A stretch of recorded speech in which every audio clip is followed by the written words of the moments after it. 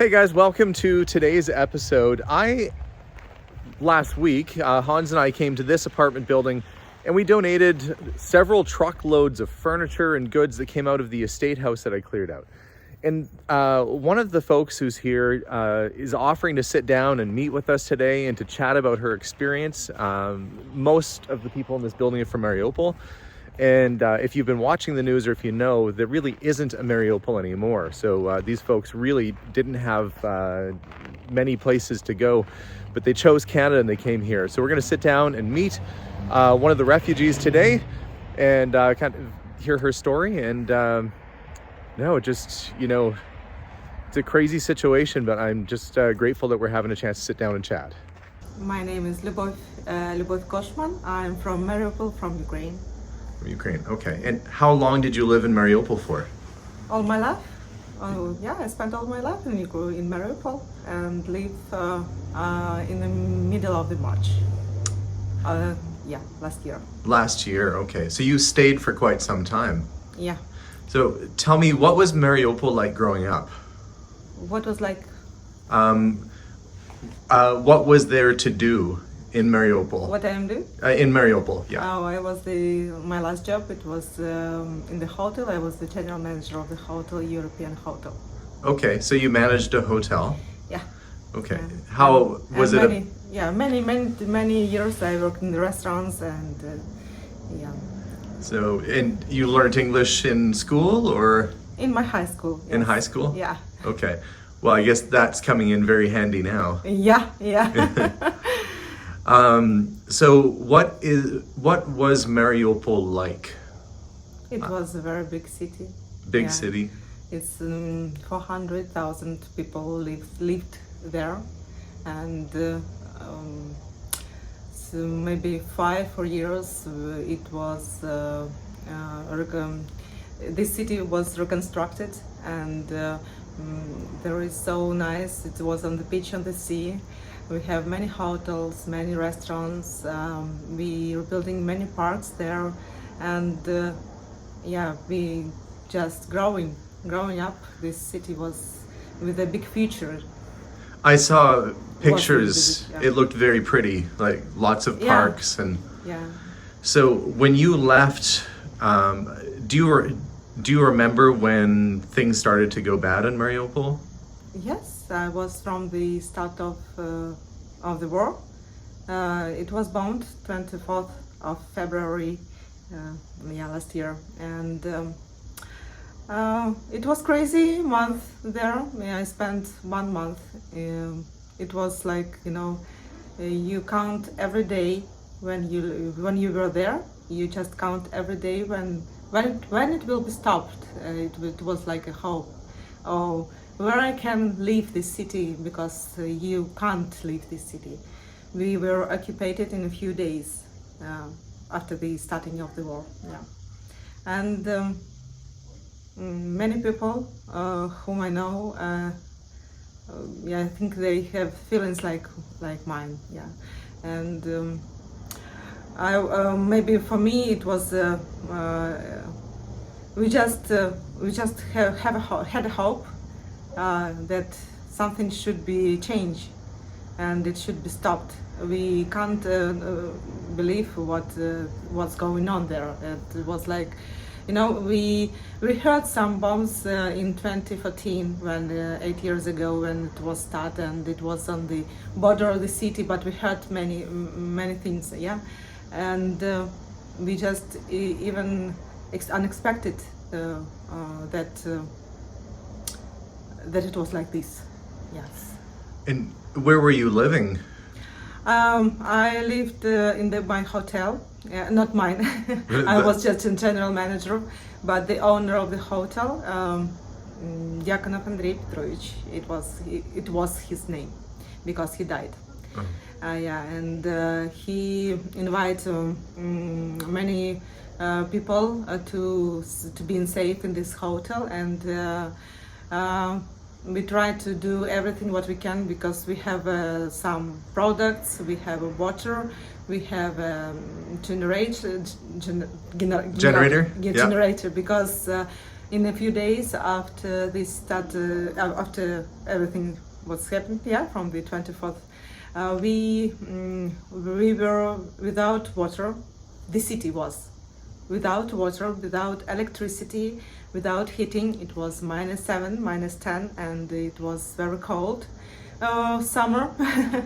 And our hotel, it was maybe 82 people there. Yeah, but this hotel small, just for 40 maybe people. If unusual, yeah. But yeah, it was 82 people that were there. So you and stayed? Just hurrying there, yeah. You stayed in the hotel as long as you could? Yes, it was in the middle of the March. Some people from the nearest hotel decided to go out, and they just, we have no internet and we have no phone connection. But from time to time, if you go into the middle of the city, you can just find the signal and just receive the SMS, to send some SMS to my friends who lived in the other cities, yes, and just to say I'm alive, I'm good, my children good, and everything okay, yeah. And it was very important. One time in 4 days we do this like this trip to the middle of the city, and probably very dangerous. yes, it was very dangerous. It was always very dangerous, but we should do. My sister lived in the middle of the city, so I should to come to her from time to time and to say some news about my niece, because my niece was in Kharkiv. She is a student and she lives in Kharkiv in the 1st or 2nd of the March, and only me have a connection with her because from time to time, you walk out to I the go middle to of the the city. middle of the city there, yeah. And that is why I go to my sister and told about where is she, how is she, and it was very dangerous, and we can do it only by car. And when we leave the city in the middle of the March, it is because some people lived 14th of the March and they just sent an SMS that we are in Zaporozhye, everything good, you can go. And in these days, every people who had a car just took everyone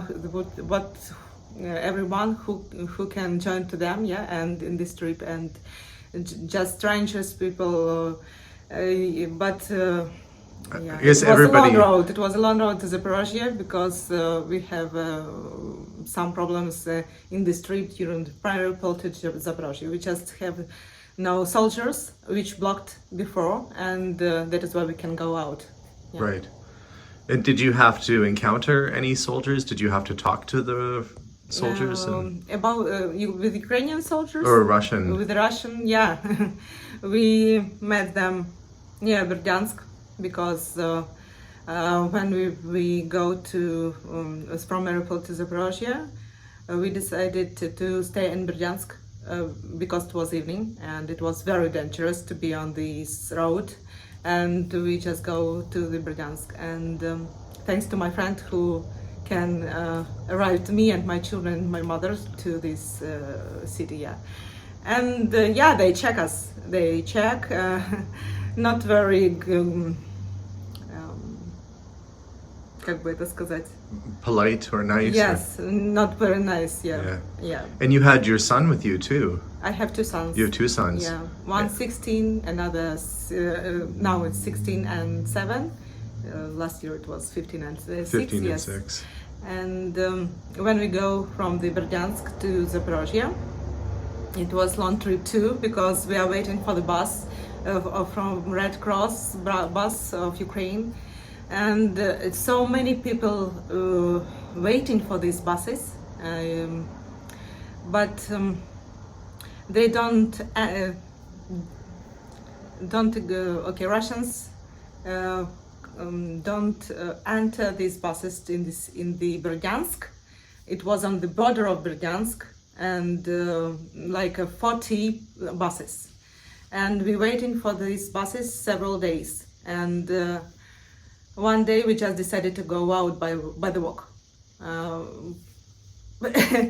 And we go, and it was in this trip was 3,000 people. And when we go out, we have many borders, Russian borders, Yes, yeah, you're doing great. yeah, that's good. And these stops, they check. Check stops. Yeah. They check even my son, 15 years old, and they were very angry because they have a phone and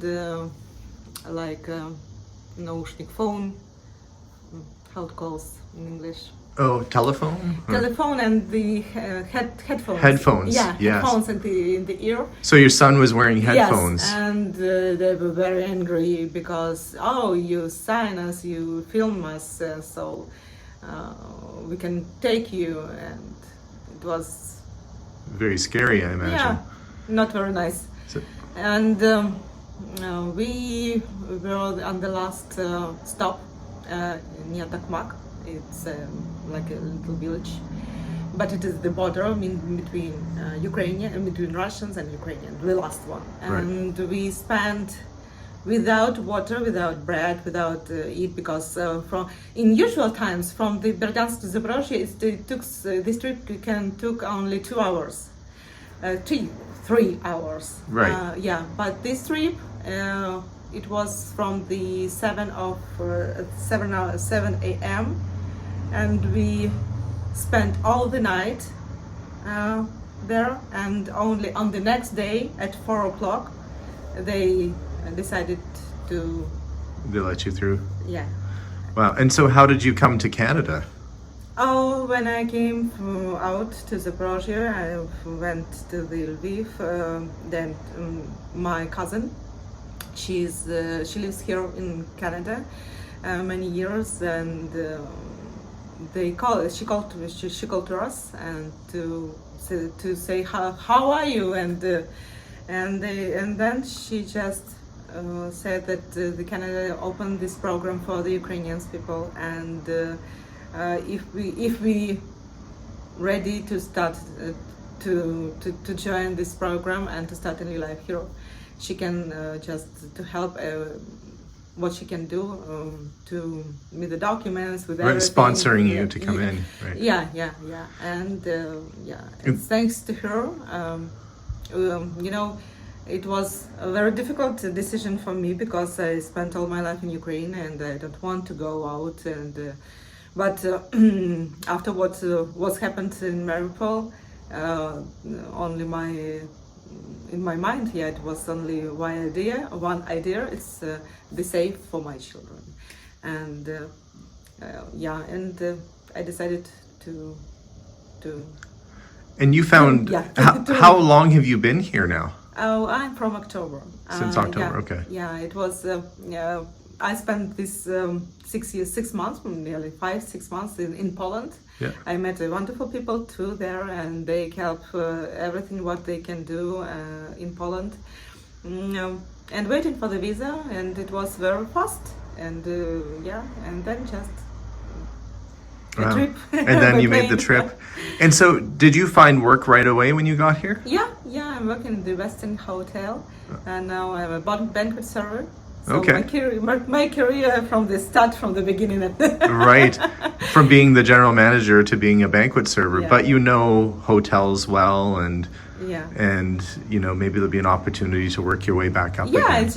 it's just beginning. Okay, it's everything good. I have a job. I have an apartment. I have a lot of good.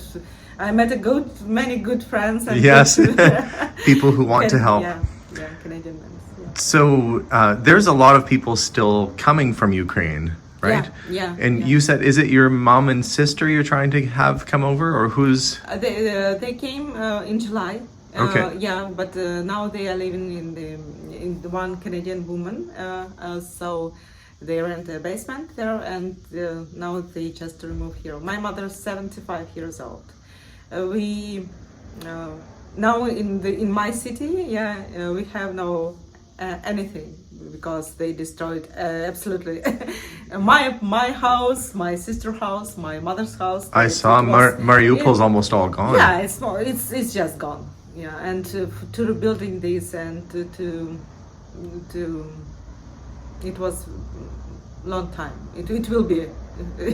Yeah. Well, I'm glad that you made it here safe, and I'm hoping that maybe some people watching at home might decide that because we donated a bunch of furniture that was really easy, and some clothes that maybe some of the guys can use, or maybe even your boys could use. Yeah. But if anybody wants to donate, I mean, it's nice to know that it's going to. It's very important because many Ukrainians will come in the March. In these days, it will be many people. Yeah. And there is no home to go back to in Mariupol. No. There's nothing there. So how did you decide what to bring with you? Just whatever you could grab, just your clothing, and have the hand baggage. Just hand baggage. Well, I'm sure that as people donate couches and chairs and things like that, it's nice to know it's going to a good home. And I'm so glad that you are safe and that your family is safe. And thank you. I hope you enjoy Canada. I enjoy. I like you. Even minus 35. You're still okay. It's okay. Well, thank you for chatting with us today. Thank you. Okay. Yeah.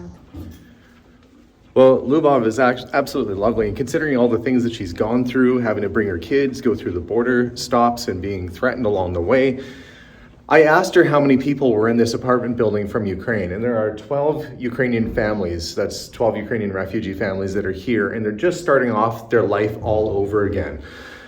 So I think we should do a GoFundMe for them. Even if we just get them a little bit per person, I think that'll be a great start to get their feet on the ground.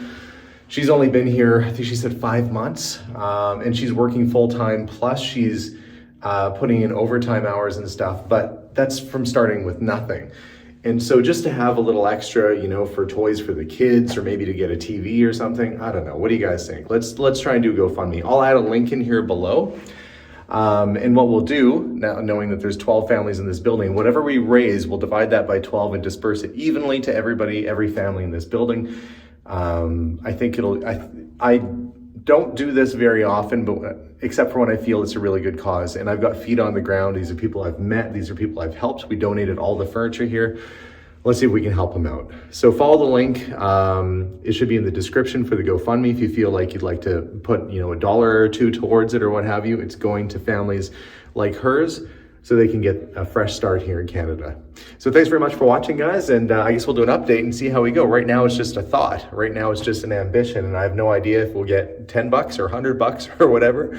But whatever it is, I guess it's better than nothing. Either I'm going to take them all out for coffee at Tim Hortons, or we'll be going and helping their families out with something more substantial. But thanks again, guys. We'll see you all soon. And as always, bye for now.